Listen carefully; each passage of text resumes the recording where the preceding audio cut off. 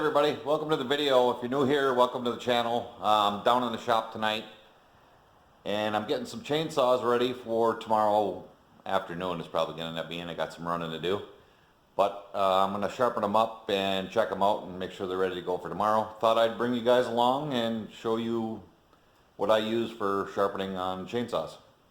I'll get you set up here and we'll get going. So here's some of the stuff I have that involves chainsaw sharpening. I've been running saws for a long time and sharpening saws for a long time. I'm still not very good at it. I'd like to be able to just be able to freehand everything, but unfortunately that doesn't turn out so well for me all the time. So I've kind of adapted a little bit of a modified method. Some of the things I don't use, I bought this contraption. Takes about an hour to set up on there. You clip it to the bar. That was a long time ago. I don't use that anymore.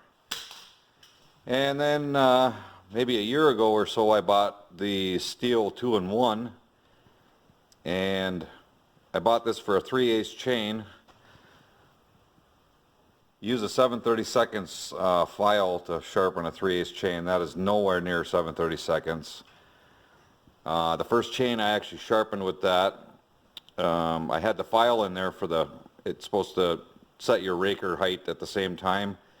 It took the raker down so far that I couldn't even run the chain. I basically ended up throwing that chain away. So I abandoned that one. So here's what I'm currently using.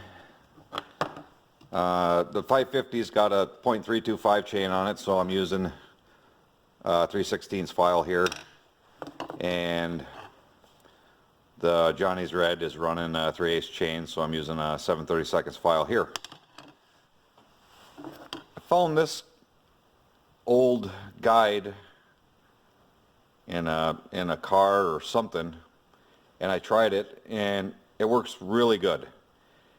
It allows you to stay on the top plate and doesn't keep it up too far. You still get the gullet taken out of on the 3/8.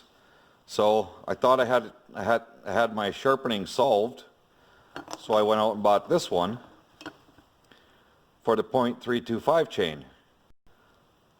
Out of the box, this one did not work very well.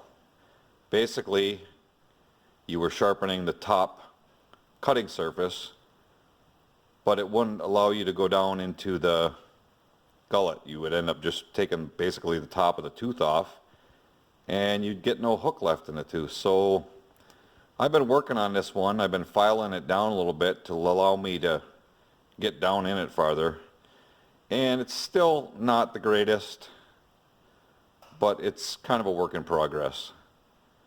And I am a Sharpie guy. I know some chains have a master on them. I just put the Sharpie mark on the tooth I start with. That's just what I do. And then of course the most important part, the cheaters, because I can't see anything close or far anymore. Luckily one of my running around tomorrow is eye appointment, so maybe I'll be able to see something. Okay, so I got the 550 in the vise, got the guide put on the chain, have my Sharpie mark just so I know where I'm at.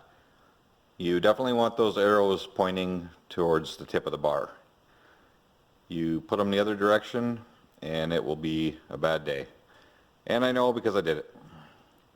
So this is basically what I'm doing. And this isn't going to be the greatest footage because I'm doing this one-handed just so I can get a little bit of an angle, but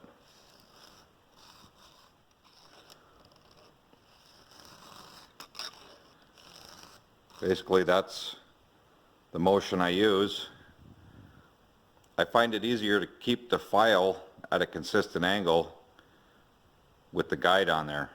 You know, you can tell if you're off one way or the other. So that's what I do with the 325, and it seems to work out pretty good. Now, the other problem I have when it comes to sharpening is if I put the file handle in my right hand, everything just goes bad. I'm left-handed. Something I'm working on, but it's not a good scene when that happens. So that's basically my method to my madness here on sharpening with the guide and the 325. And then of course, because of my left hand dominant, I go ahead and switch the saw around to do the other side. I know a lot of people are there. I'm working on the right hand, but it's tough because you don't really want to screw up a chain practicing. I do have some old chains I'm gonna keep working on.